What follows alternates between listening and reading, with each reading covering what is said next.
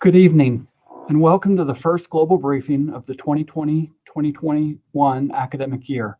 My name is Randy Kluver, and I have the privilege of serving as the Dean of the School of Global Studies and Partnerships at Oklahoma State University. We're delighted to welcome you to tonight's Global Briefing Series event. The Global Briefing Series is sponsored by OSU's School of Global Studies and Partnerships to bring world-class thinkers and practitioners to the OSU campus. We hold these events approximately 3 times per semester, and all of our events are open to the public. Tonight's event, of course, is a bit different in that it is being held virtually via OState TV. For information about future events, please visit our website at global.okstate.edu, or if you would like to receive email reminders, send us an email at sgsp@okstate.edu. I'm especially grateful for the Commission on Presidential Debates for canceling tonight's scheduled debate so that everyone across the nation could participate in this event this evening. Seriously, tonight's event is special in that it is a collaboration between the School of Global Studies and Partnerships, the Wes Watkins Center for International Trade Development, the Spear School of Business, and our key partner institution in Mexico, UPAEP, or the Universidad Popular Autónoma del Estado de Puebla. UPAEP has been a key strategic partner for Oklahoma State University for a number of years, and we're happy to welcome students and faculty from UPAEP to this event tonight. Bienvenidos. I will now introduce Andrew Ranson, Director of the Wes Watkins Center for International Trade Development, to introduce our speaker and to moderate tonight's event. Thank you, Dean Kluver. Good evening, everyone, and welcome. Before I introduce our guest, I just want to make a few housekeeping comments. The plan is that our speaker will share his thoughts for about 30 minutes, and then for our audience joining us live, there will be an opportunity to interact with our speaker through a brief Q&A. During the presentation, we'll display a text number that you can text to, as well as an email address that you could send an email to. We'll be monitoring that during the presentation. So if you have questions that come up during the presentation, please go ahead and put them there. And those will also be displayed at the bottom of the screen. You can email or text your questions, and we'll pick a few of them to go over and ask after the presentation as time permits. Okay, now for the main event. We are so excited and honored to be joined tonight by Everett Eissenstat. Mr. Eissenstat is currently General Motors Senior Vice President for Global Public Policy, where he is responsible for leading GM's engagement on key policies impacting the company's business, its customers, and its employees. Over the past 2 decades, Mr. Eissenstat has worked on every facet of U.S. international economic policy. He's played a critical role in both trade negotiations and the passage of legislation modernizing U.S. trade and customs law. Prior to joining GM, Mr. Eissenstat worked at the White House as the Deputy Assistant to the President for International Economic Affairs and Deputy Director of the National Economic Council. While there, he also led the White House International Economic Team in developing U.S. policies on international energy, international trade, and development finance institutions. He's also held other high-level roles at the U.S. Trade Representative and on 2 separate occasions on the legislative side as Chief International Trade Counsel for the Senate Finance Committee. He brings a very unique blend of experience that spans the highest levels of both public and private sector engagement. And this is really a really special blend that we're really interested to hear about this perspective. As Mr. Eissenstat shares with us about the insights he has gained helping to steer a global business through these turbulent times. Everett is an Oklahoma State alumnus, and when we spoke earlier, I learned that he actually grew up here in Stillwater. So Everett, as we said before, we wish we could welcome you home in person, but for the moment, we must do so virtually. And so on behalf of Oklahoma State University and UPAEP University, we're excited to have you with us and eager to hear what you have to say about steering a global business through turbulent times. Everett? Well, yeah, thank you, Andrew. I just say it's a real honor to be here, and I do feel like I'm at home, even though we're doing it virtually. Seeing the pictures of the beautiful campus and having an opportunity to interact with you and Dean Kluver before the program was really special for me. And as an alumni, I'm just excited to be here and share some thoughts on my career, my work at General Motors, and how we work to, as you said, steer a business through turbulent times. So I'd like to give you just a little bit of background. You saw my career there, but if we could go to the first slide, and we coming up here. Okay, so there you see it. You heard a little bit about my education. You see OSU is very prominent there at the top. That's where I started, and as noted, I grew up near campus. Really honored to be a political science and Spanish major at Oklahoma State University, and had a great education there, and very fond place in my heart, as I said. And after getting my bachelor's, I went and got a master's degree at the Institute of Latin American Studies at the University of Texas, and then capped it off with a law degree from OU, which enabled me to get the skill set that I was able to combine into a career in government. First starting at the U.S. House of Representatives, where I worked for a congressman, and then worked in the Senate Finance Committee actually twice as chief trade counsel under different chairmen, and also at the Office of the U.S. Trade Representative, where I did Latin American Studies portfolio and worked on a lot of trade agreements there, and then had the honor of course, serving in the White House and doing the G7 and G20. Very, very fun work. No shortage of challenges in the global environment, as everyone watching knows. And now I have the honor of working with Mary Barra, the CEO of General Motors, and helping to advance our vision of 000. So let me talk a little bit about General Motors. Perhaps we could go to the next slide. So here you see there's General Motors in the background, based in Detroit. We're over 100 years. We've been around for over 100 years. We've been through a lot of different turbulent times. And we've really got a great team. And what makes the company work and make it work well is its people. And that's one of the reasons I joined General Motors. I really respect and admire our CEO and the leadership team, and just the way that they commit themselves to solving problems and being part of the solution is a great place to be, and it's a great place to contribute my skill set. So we basically, as said, I head up the global public policy team. This team has 4 entities under it: regulatory affairs, external affairs, international, and then strategic integration and analysis. Just a word or two about each of those. Regulatory affairs, as you can imagine, the auto sector is very heavily regulated, not only in emission standards, but safety standards, and ensuring consistent quality across countries, across the country, and ensuring safe vehicles that meet our customers' needs is no easy task. So this is where the regulatory team brings its technical expertise and combines it with the policy understanding to ensure that we remain compliant and continue to meet our sustainability goals while doing so. And of course, like in public affairs, we have an external affairs team. This is probably what most people would think about when they think about external affairs, would be the lobby, the DC shoe leather team, and that's what we have in Washington. They work with federal policymakers on legislation, on regulations in the executive branch.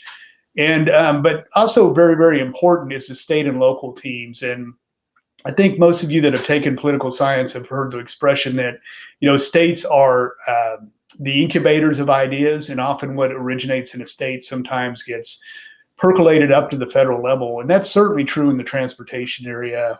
So the state policies are very, very important. We have a team across the country that works on those. And of course, being an international company, we have our international team. They support the regional businesses, work on transactions, compliance overseas, and just really have a broad reach and an excellent team there. And then something that's a little unique to GM's, we have a strategic integration and analysis team. That's the team that keeps everybody working consistently across the enterprise. With this many people, it's important that we speak the same language, have the same templates, and that's what that team does, as well as engage in analysis on cutting edge issues so we can try to get ahead of what's coming down the road, and not just wait for things to happen, but try to understand what's coming down the pike. So it's really a great team. I'm very excited to be part of it. So if we could go to the next slide, please. So what do we work on? Here's some of the key risk areas that we've been working on most recently. You can see there up to the left-hand corner, at least it's my left, fuel economy and greenhouse gas. We as a industry need to ensure that we're doing everything we can to combat climate change and comply with the regulatory environment. And candidly, this is one of our principal areas we work, because it's not just the vehicle, it's the entire fleet that needs to be in compliance. So it's a super important issue, and one we work on a lot, and one that's constantly changing and evolving. And probably what you've heard a lot about, the autonomous vehicles, the safety technology. We have an entity called Cruise based in San Francisco that works on artificial intelligence in the vehicles, self-driving vehicles, ensuring that these vehicles are in compliance with safety standards and also able to take the next leap in the transportation development and evolution, really revolution, but it's exciting stuff. And of course, the safety. There over to the right, you can imagine as vehicles get more and more sophisticated, data privacy, cybersecurity are absolutely critical, and protecting our customers and protecting our vehicles is always at the foremost of our work as well. And then I think this is probably what most people think of when they think of risk in the international area, the shifting trade and government policies, the geopolitical tensions, and navigating the tariffs and all the different dynamics that come along with that. And then, of course, over to the right there, the global regulatory development, which, we need to understand everywhere we sell a vehicle, what the standards are, what the safety requirements are, what the emissions are. So it's really a broad breadth of issues. And these are the ones that have been dominating our work most recently. So to go a little deeper into that, if we could go to the next slide, please. So here you've got some of our recent work streams. Most of you have probably, particularly our friends down in Mexico, I'm sure, and also Canada, and hopefully some from Canada are watching as well. But the USMCA agreement, renegotiating that was a challenge for industry. We liked the NAFTA, but we recognized that it could be modernized. And in doing so, it was very important that we engaged with the administration so that they understood, how we were utilizing the agreement, what changes could be made, what it would mean to the North American auto sector. So that has been a huge work stream, of course. And then over to the right there, you see U.S.-China. It's called trade wars. I think war is a little bit of we put it on there, but I'd probably call it a conflict or a tensions, because we're not in a trade war. We're having some tensions there, and of course that's resulted in tariffs that affect supply chains. But it's a big work stream as well. We talked a little bit about the fuel economy standards and greenhouse gas emissions. And then over to the right, you see a new vehicle I'm going to talk about at the end. It's called the Cadillac Lyriq. Our commitment to zero crashes, zero emissions, zero congestion is very real, and we work on it every day. So we'll go into that a little bit more later. But let me first center on that center box there. Ventilator and PPE production. Now you're probably thinking, what would an automotive company be doing producing ventilators? Well, let me give you a little flavor of that. When of course, the pandemic hit, we were very concerned. There was a shortage of personal protective equipment, masks, gowns, those types of things, but also ventilators. So I'm very proud of what we did. I'd like to show you this video. So Shane, if you could kindly roll the video, please. Start with the growing global outbreak of coronavirus. Health officials have confirmed a second U.S. patient has tested positive. A growing number of countries are imposing travel restrictions and quarantine measures. Confirming today that this is a global pandemic. In times of crisis, the men and women of General Motors have always stepped up to help. So when COVID-19 struck and desperately needed medical equipment was in critically short supply. What am I going to do with 400 ventilators when I need 30,000? Our teams across the world stepped up again. There will be 1,000 UAW workers in northern Indiana who will be volunteering their time. We've dedicated a portion of our Oshawa plant to build 1 million masks a month. My daughter worked in the hospital, so knowing that I was going to help someone be safe was an easy choice for me. Remaining true to our ongoing commitment to safety and sustainability, hundreds of employees provided their expertise and skills to cut through red tape, shifting resources and reconfigured automotive assembly plants to make medical and protective equipment. To build things, create things, change things. Bom, em todos esses anos que eu tenho na GM, que eu tenho trabalhado fazendo carros, eu nunca passou pela minha cabeça, na verdade, eu fazer máscara. In a few short weeks, GM teams across the world were producing life-saving equipment, like ventilators, protective masks, face shields, medical gowns, aerosol boxes, and hand sanitizer. I'm proud to be part of this team. A lot of energy here. I'm grateful to be a part of something that will go down in history, but I'm not looking at it at that edge. I just want to be able to help. GM also provided vehicles and supplies and committed funds to emergency response efforts involving food and housing assistance and education, especially for vulnerable populations. En estos días estamos viviendo una situación sin precedente y para General Motors siempre ha sido una prioridad ayudar a las comunidades. Soon, that life-saving equipment began to arrive. Overwhelmed hospitals and medical personnel received a boost when they needed it most. Feels really good that we can make a difference, starting with absolutely nothing, making it into a product that we know is going to save lives. This is the power of the GM team. When we get aligned and dedicated to do something, we can do anything. So I love this. We think you can. I know you can. I know you can because you are. Volunteering to be here, volunteering to be a part of something that is truly, truly life-saving. It is just overwhelming. It's one of my proudest moments in my almost 40-year career.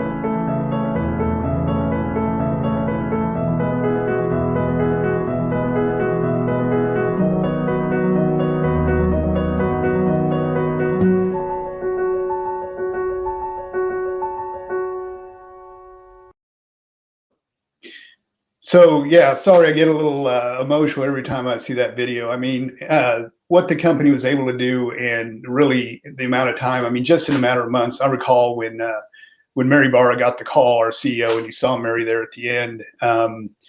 You know, and she said, "Well, what can we do?" And we sent a team out to Washington State, met with ventilator company, and the next thing. You know, within 4 months, we'd produced 30,000 ventilators. And that's in addition to the work on the mask and the personal protective equipment. And really, I'm just so proud of what we've done in the union workforce and the salaried workforce in a very, very complex time. And just to put this in context, we were doing this at a time when the economy was shutting down. So our factories were shutting down. We weren't selling vehicles. Our dealerships were shutting down. And you can imagine how hard it is to navigate through that period. We're not the only company that did it, but I think we did it well. And part of the public policy role was ensuring that we could get started back up and get started up safely. So we worked very closely with government in getting the certificates for the ventilators, for getting our business declared essential so we could open our factories, working with our medical team so we could have a workforce come to the factories and be safe. And we've had a very good record. And I think what's even more exciting about that is while we were doing that, we continued our work to accelerate towards the future on autonomous vehicles and electric vehicles and really producing some great cars, which people are still very interested in buying, perhaps even more so because of the pandemic. So I'm just super proud of it, and I'm really proud to share that with you. But let's go to the next slide, and I know we all want to hear about some of the emerging trends that might be coming down the pike. So first, of course, we talked about COVID. COVID is an emerging trend because we don't know when it ends or how it ends. It's complex. It varies across the world. It varies across even different states, different communities, and we have to navigate all of that with our workforce and our production and our sales. So it's a risk that we need to navigate, and it's going to be with us for a while. So we're going to continue to work through that. Another risk, of course, is geopolitical issues, global supply chains, and this has a lot of different dimensions to it. We talked, the pandemic. Let's just take the ventilator production, for example. If a factory in India shut down and we couldn't get the part that we needed, one tube for the ventilator, it could shut down production. So we had to keep those supply chains going. And fortunately, we've got a really skilled team in doing that. But it has created a lot of tension and the pandemic and the geopolitical tensions have exposed supply chain risk. And so that's something that we continue to work on. There's also a movement towards reshoring supply chains, some nationalistic tendencies, and that, of course, affects a company like ours very, very strongly, which brings us to our third one, nationalism and multilateralism. So we've seen the pendulum shift away from multilateralism towards nationalism, and we need to navigate that landscape.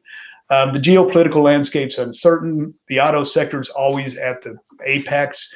People view the auto sector as an essential industry that's critical to their national economic aspirations. So we're part of that, and we get caught in that in both, countries where we operate around the world. Of course, technology in the auto industry is another emerging area. And here, when you think about the Internet of Things or what a vehicle can do today, the connectivity, the automation, the Super Cruise, the way we're evolving and rolling out self-driving technology, the commitment to electric vehicles and what we're doing there. We'll touch on that a little bit more. These are all really exciting areas and one that we continue to navigate and monitor closely. There's really a global race for technology. I just note that, from the public policy perspective, just a couple of numbers to keep in mind. China and Europe are really moving purposely towards creating new energy vehicles, electric vehicles. China spent more than $50 billion on vehicle electrification over the past 5 years alone, and the European Commission approved a $3.2 billion Euro initiative to fund EV vehicles. So we're going to be a leader in this space. We want to work with government to do that. We think it's important for the United States to lead in this space as well. So the technical area is something we follow very closely.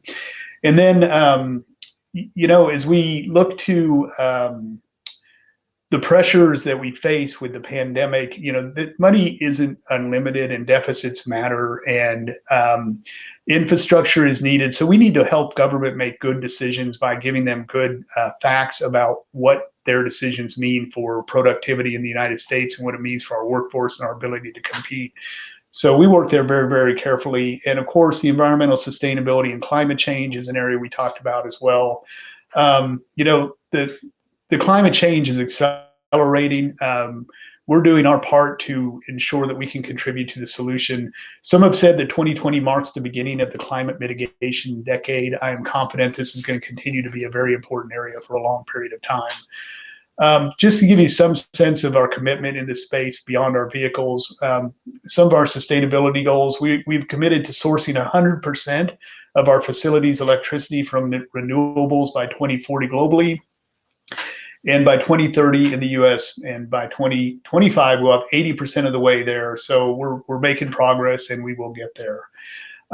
We've also established a sustainable material target of at least 50% by 2030 for all our vehicles. And this gets me to the point of, using resources and using them well. You've heard about the circular economy. What does that mean? It means making sure that when we utilize a resource, we are able to utilize it to its maximum utility. And that means keeping resources in use for as long as possible to extract the maximum value. That may sound like an environmental objective, but it's also a good steward of resources objective. And as a company that doesn't have unlimited capital, we need to be sure that we're using everything we have to its maximum utility. So we need to look holistically at this, and that's one of the areas we work on as well. Another area, of course, is social diversity and responsibility. The manifestation of the protests, and that reflects some deep-seated issues that exist in the country. Our CEO was very adamant that we're not going to ask why, we're going to ask what can we do to contribute to the answer.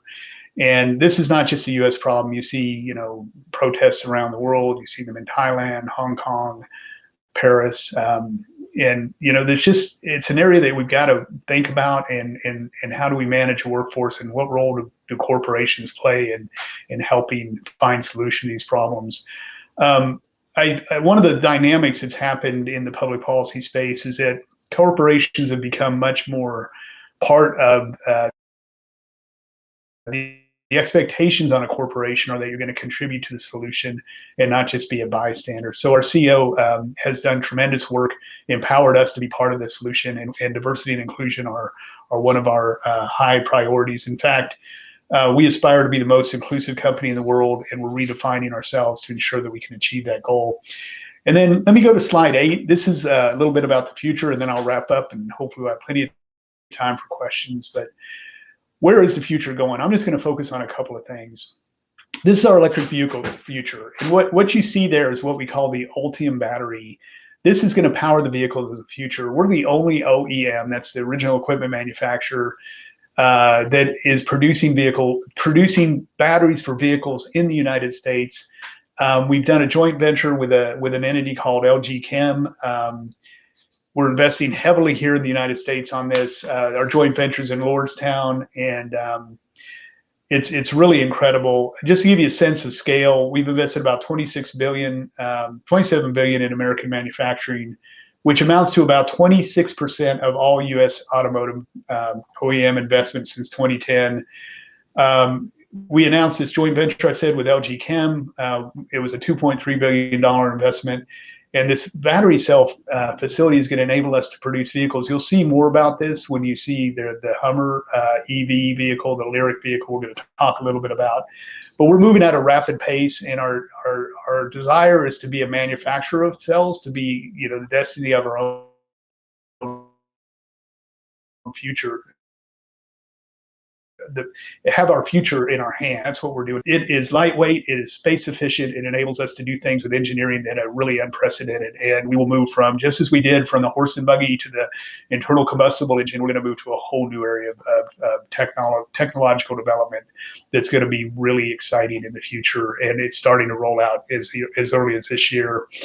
So, of course, we have our autonomous vehicle programs, self-driving vehicle programs as well. And I just want to stop, give you a flavor of what does this all mean? We're still a car company. Despite everything I mentioned, our goal, we want to provide vehicles that customers love, that they can afford, that they want to be in. I will personally, we don't have a picture of it here, but the new Corvette is just a fantastic car. Being from Oklahoma, you can imagine my affection for the Silverado pickup truck, the Chevy Silverado. But these cars that are coming out very soon are really, really cool. We've got the Cadillac Lyriq there, which is the luxury Cadillac brand. It's going to be an all battery electric vehicle, and you can see the styling there can be quite different because of where the batteries are. You get more room in the interior, and it enables you to have a more spacious, quiet ride. It's really, really neat, and I hope you all will get to see it. And then, of course, the Hummer, you may remember, was the iconic gas guzzler. We've turned it into an electric vehicle. There are things about this that are going to blow people away, we believe. The technology is so cool. If you're at all interested, go look up Crab Walk for the EV Hummer on some of the things you can do when you put a battery in a vehicle like the Hummer and what it enables it to do. So very, very exciting. We're going to continue to unveil more and more vehicles. Of course, we have the Bolt EV, which has been around for many, many years. We work in hydrogen fuel cells, and it's just a great, exciting time. So my last final message before we get to questions: manufacturing is an awesome place to work. It is exciting. It is changing the world. And if you want to be part of something that really changes the world, the engineering, the workforce support, communications, manufacturing is a really great place, and I'm very honored to be part of it. So I will stop there, Andrew. Hopefully I've not gone too long, and we'll raise it for questions. Much for those comments, and just especially for sharing the work that GM's been doing to respond in a human way to this crisis. So thank you for all the work that you've been part of, and to GM for doing that. So we do have a question from regarding you mentioned the USMCA and the way that was negotiated, and the conversation around that. And so I think we're going to have the question put up on the screen here, but how will the shift from NAFTA to USMCA affect GM and its manufacturing plants in Mexico? And then also, if you could comment on how will USMCA perhaps impact European and Japanese automakers, especially those with a presence in Mexico? No, it's a great question. It's a complicated question, but I think what you'll see is, one of the things that the USMCA did is it increased the percentage of content that must be produced in the United States. So you're going to see a shift in production a little bit. It's not going to fundamentally alter supply chains per se, but I think you'll see more investment in the United States. We have put some recent investment. We put, I think it was $300 million into a plant in Orion, Michigan, partially to ensure compliance with the USMCA. But candidly, for General Motors, we were already so heavily invested in the United States. It's not going to be a huge shift for us. There are other auto companies that are more heavily weighted in Mexico that may look at some future investment decisions differently. But what I hope it does is really lead to a conversation about the future of transportation in North America. We talked about China. We talked about Europe. We need to have a North American alliance for EV and AV and standardized regulation. So the platform is super important. And I'm hopeful that that will give us the ability to have that dialogue. And let me just say, for us, this USMCA is the core of our relationship with Mexico and Canada. We value it very highly. We're very excited about it, and we're glad it's negotiated and back into force. It's really good stuff. Great, thank you. So let's stay with the theme of supply chain for a second. Over the last few years, but particularly related to the increasing tensions with China, and now with supply chain impacts of COVID-19 that you mentioned, we've heard a lot of talk about reshoring and nearshoring of value chains, and you spoke to that now on regarding USMCA a bit. But what are the biggest hurdles to U.S. producers to once again be manufacturing more of those upstream value chain inputs? And to what degree do state level policymakers, are they able to impact or help overcome some of these hurdles? Again, a fairly complicated question, sorry, but got a smart audience. It's that intersection between policy and business, I think that's interesting. Yeah, well, the challenges are always there, and when you think about supply chains, there's risk either way. If you put everything in one place, there's a risk that one place has a problem. Then you've got no resources. So the idea that you're going to produce everything in one country and just, that's a pretty high risk, proposition as well. So what you really need to do is be able to understand your supply chain network. And we've been really excited to be part of this, because we saw, you all may remember the tsunami that hit Japan and how badly that affected some of the manufacturers. That's when we had a big wake up call that we needed a very sophisticated supply chain analytics in our own company. And we know where things are. We know that if this goes down, we've got a pretty good idea of where to get something else.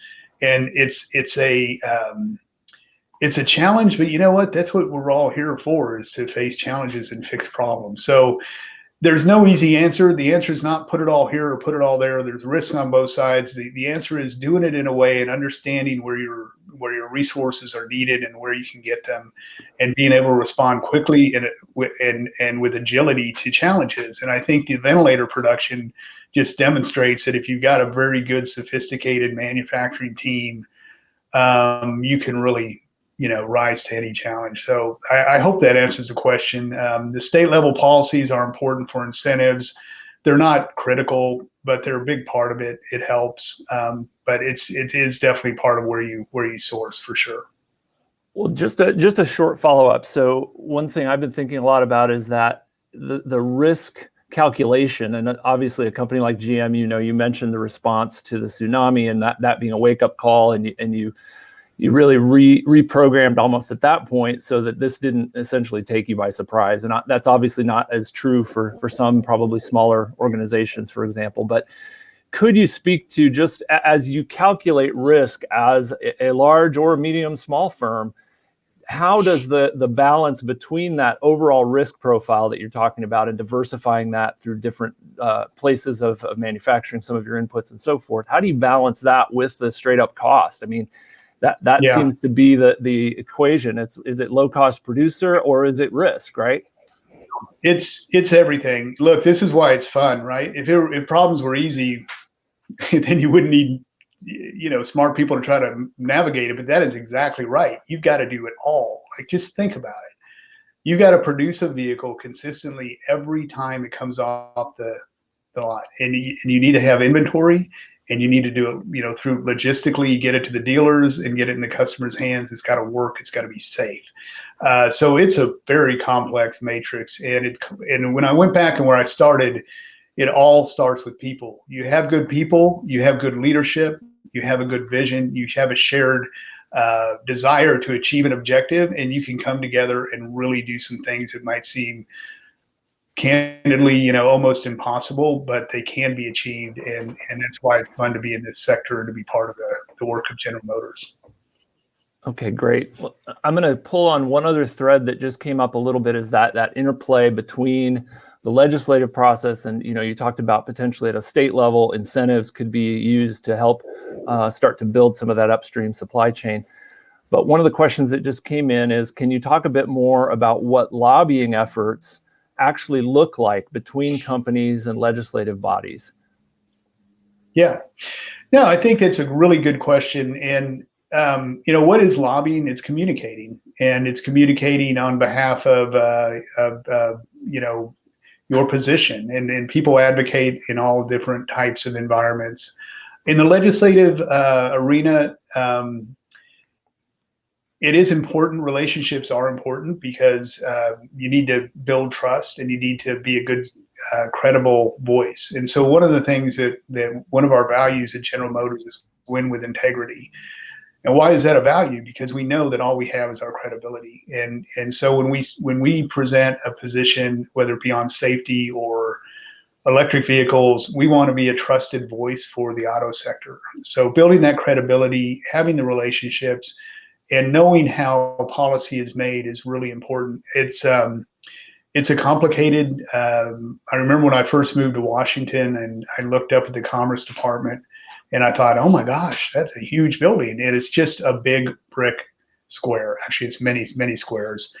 You got to know how to navigate it. It takes time. It takes expertise. But it's not like, and I'll tell you, it's much more transparent than it used to be. I mean, all the expenditures are disclosed. You have, so it's really not this backroom deal kind of thing people think about. It's more going up, having the opportunity to be part of a panel discussion, to do a policy paper, perhaps to meet a senator or a congressman before on legislation and give your company's perspective. It's really about communicating, I think, for more than anything.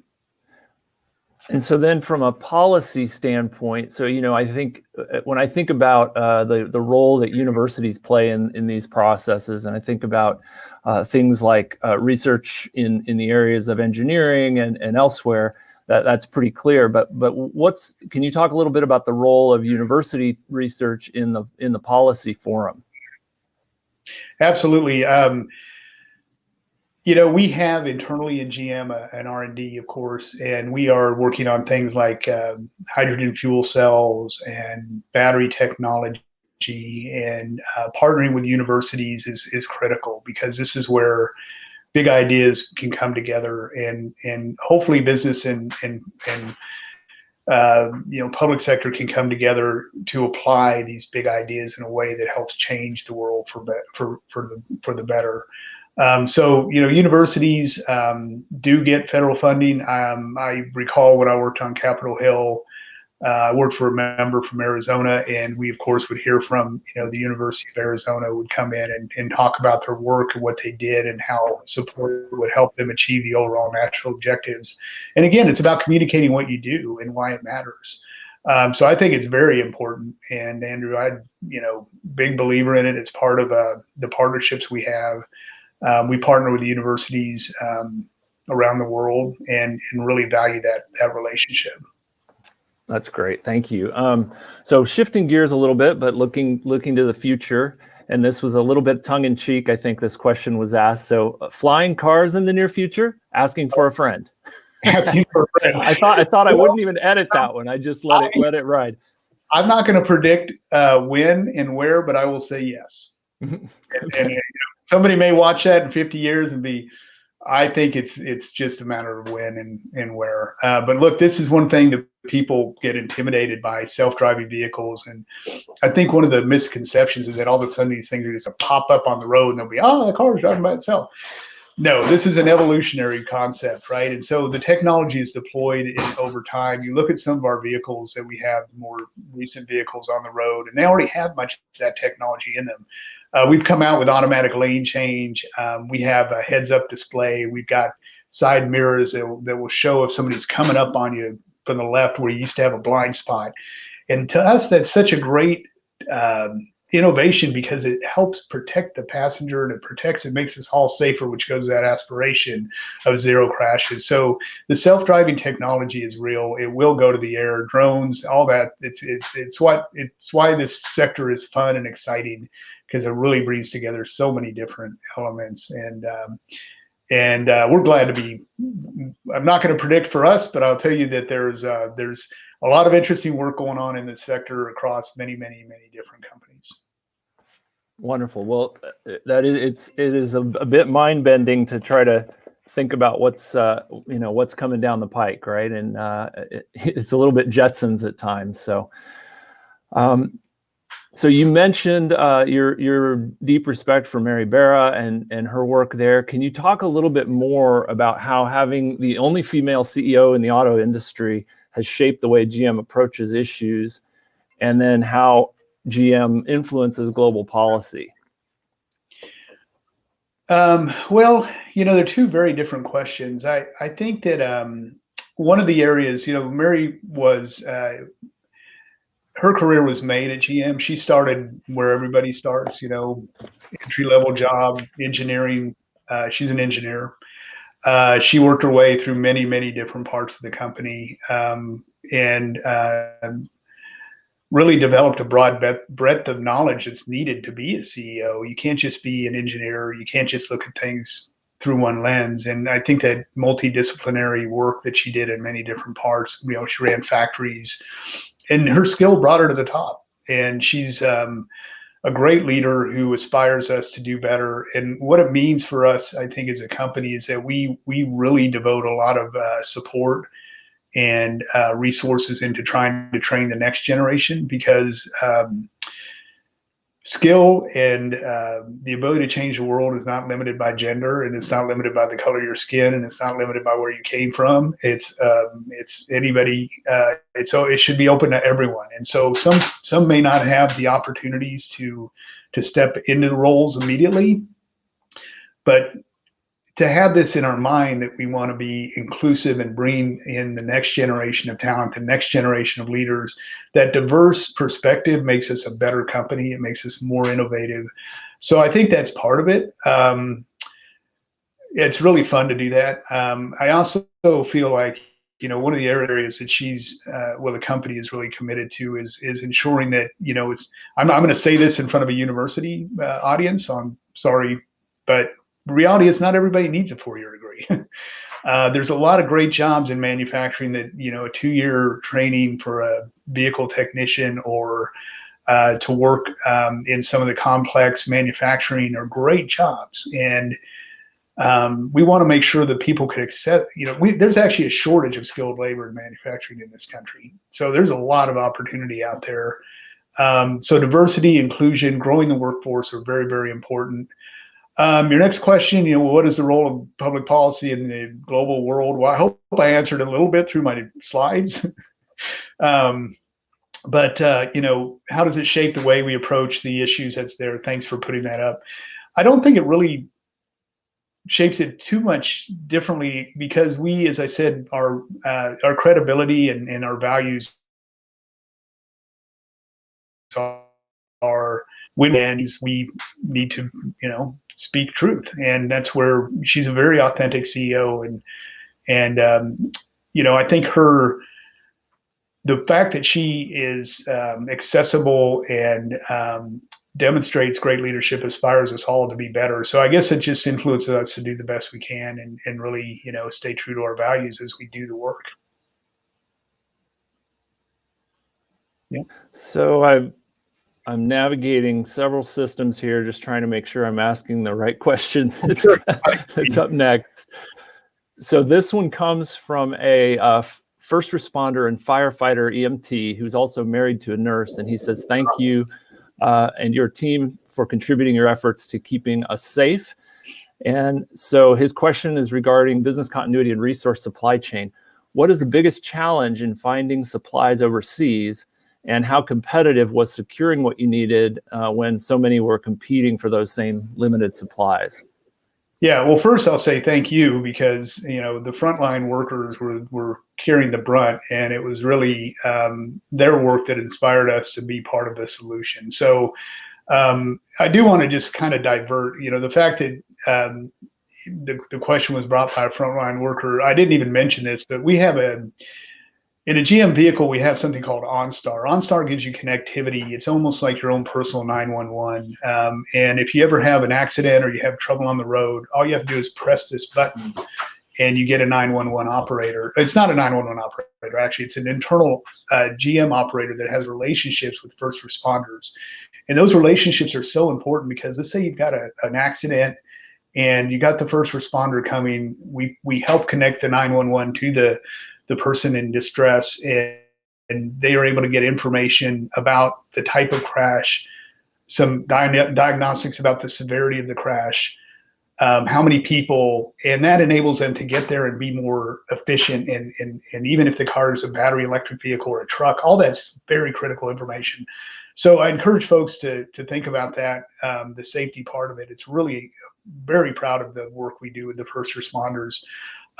So, there is a lot. Obviously, when everybody in the world says, oh, we need ventilators, there's going to be competition. Fortunately, General Motors has great relations with a lot of different suppliers around the world that enabled us to partner with a company like Ventec that now is, that produced ventilators. They produced, I can't remember how many, it was nowhere near 30,000. But to do what they did and have the relationships, it goes back to credibility and authenticity and trust. You can't go to a supplier and say, please, can you please do this? And can you please, make this nut? I need a nut for this particular product. And they'll be like, well, we have a long-standing relationship. You're a good business partner. We'll do it, right? And they'll do it because of the relationship. And relationships matter, and that's how the competitive edge is for General Motors. It's the relationships, it's the people, it's the credibility, the authenticity that makes a difference. You've got to have trust in business and government and in education. So I think that's where the competitive edge came in for us. All right, the next question comes back to the PPE. And the question is, does GM plan to continue creating PPE material or go back entirely to the normal activities pre-COVID? And then the follow-up would be, if there is a wind down date, how did you come about setting that wind down date? Yeah, well, so let me just talk about ventilators. So we entered into a contract with the government to produce 30,000 ventilators by, I think it was August 1st. I believe it was the 1st. And we fulfilled that objective. And we're not really interested in building ventilators just for, just to build them, right? And so we provided what was needed. The government determined where those went. We didn't determine where they went. So we had to partner with government to do that. But we're still producing a lot of personal protective equipment. We are producing particularly masks and face shields and gowns in our factories. Much of that is done by volunteers and volunteer workforce, both salaried and unionized, working together. And we do that, for our own internal consumption, because when we have workers at the plant, they need all the protective equipment to be safe. But we also have donated millions of masks in different Michigan schools, Ohio, around the country. We're going to keep doing that. We'll do it as long as we need to do it. As long as it's needed, we're going to continue to invest. So I'd say the question's a little mixed. Yes, we're not doing ventilators, but we are doing personal protective equipment. And if called on again, I think we would obviously step up and do what's needed to help provide what's important for the country. Yeah, that makes a lot of sense. I mean, it's not your core business, but you're able to pivot in a very extreme time and make the adjustments to serve that need. So that makes a lot of sense. So we have a question from the email address, which I think may be coming from our guests at UPIAP University in Mexico. So how is General Motors navigating the current escalating economic and political tension with China? And how does this impact your current enterprise and future strategies? You mentioned that a little bit in your remarks, but can you just talk a little bit more about navigating those tariffs, for example? I think that was one of the things you mentioned. Yeah. So again, one of the interesting things about working in public policy and particularly international public policy is that the The impacts are varied. The reality is for General Motors, it did have an impact on cost, but we tend to build vehicles where we sell vehicles. So it didn't really it wasn't like it made it impossible for us to produce and sell vehicles. We produce a lot of vehicles in China for the Chinese market, and we produce vehicles in America for the American, North American market. In South America, we have production there as well. So it does matter, but I think that what really is as important is the technology challenges and how, the global race for technology and how to ensure that the kind of technology that's being deployed overseas is not going to be pilfered or acquired. So there's a intellectual property protection part of it, but there's also some technology is sensitive, and there's a national security implications as well. So in that regard, you need to work closely with government and the national security agencies when you're deploying advanced technology to understand the rules, the regulations, and whether it's some technology is not, you cannot export it, and some technology is sought by I'm not going to any particular government, but is sought by other governments and other competitors. So that constant cybersecurity and protection of your intellectual property is key. But it affects us because we need to work both with many governments to navigate the rules and make sure that we're in full compliance with them. Glad you brought up that idea of technology as it relates to the relationship with China. One thing I think a lot about is the emerging 5G technology, the fact that there's really not yet an absolute global standard for what that's going to look like and how critical that backbone is going to be for things like self-driving cars and Internet of Things types of technologies. And so to me, there's a bit of a I don't know, not to use a militaristic, but an arms race of sorts for who's going to be the world leader in setting that standard. And so, to your point, it has many different aspects, and that's just one of them. Yeah, and Andrew, I'm glad you said that, because it's not just dealing with domestic. You talk about standards, and this is a really important point, because entities that set standards like, the United Nations or other groups, there's all kinds of groups that set vehicle standards around the world.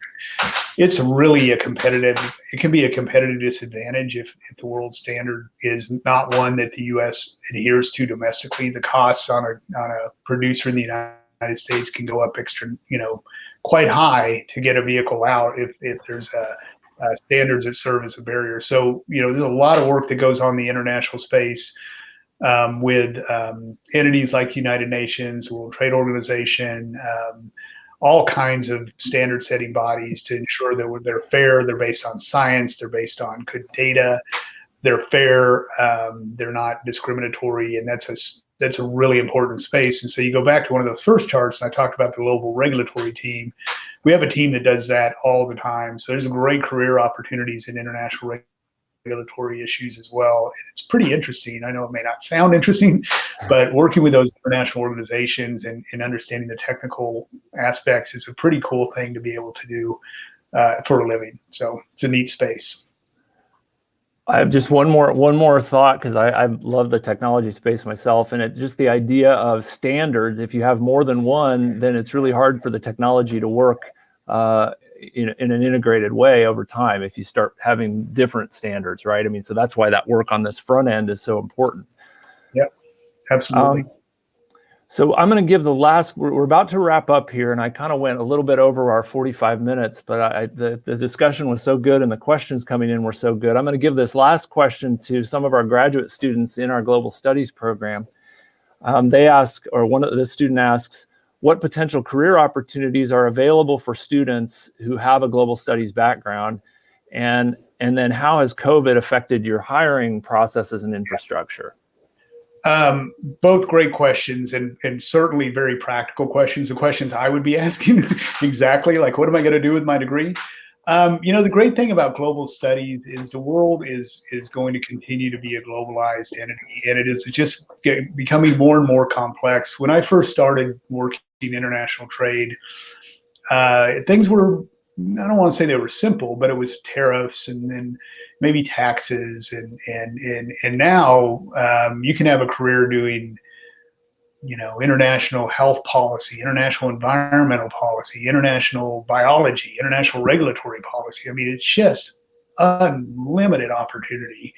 So for me, a global studies degree is a great degree. I found that marrying my love for the international with some the legal skills was a great combination. And I think that those, I don't want to discourage those who don't want to do that kind of work, but if you do have an interest in environmental policy, you get an environmental science degree and you get it with a global studies degree, and you combine those and you can just open up a career path that really is special, or develop it through internships. Let's say you don't want to do environmentals, you don't want to get an environmental engineering degree, but maybe you do an internship with an NGO and you get the experience that way, and you get it through the work, and you actually do hands-on work on the ground, right, and helping solve global environmental problems.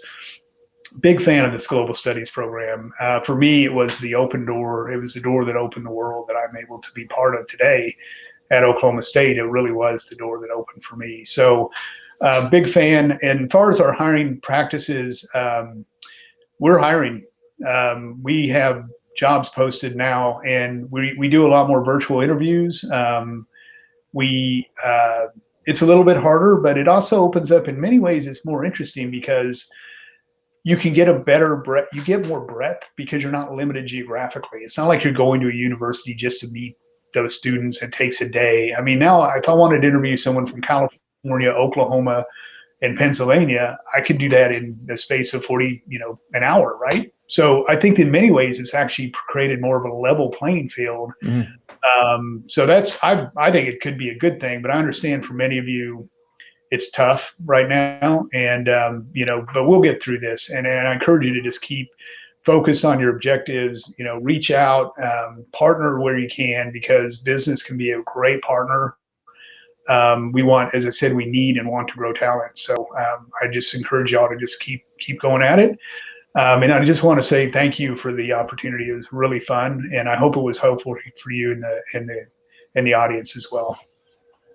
Well, thank you again, Everett. What a great discussion. I wish we could continue it, but we have reached the end of our time. So I know I've learned a lot, and I hope our audience has as well.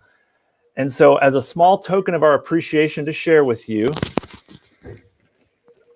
we wanted you to have something you could wear when you do come in person to join us at a football game. Oh, that's great.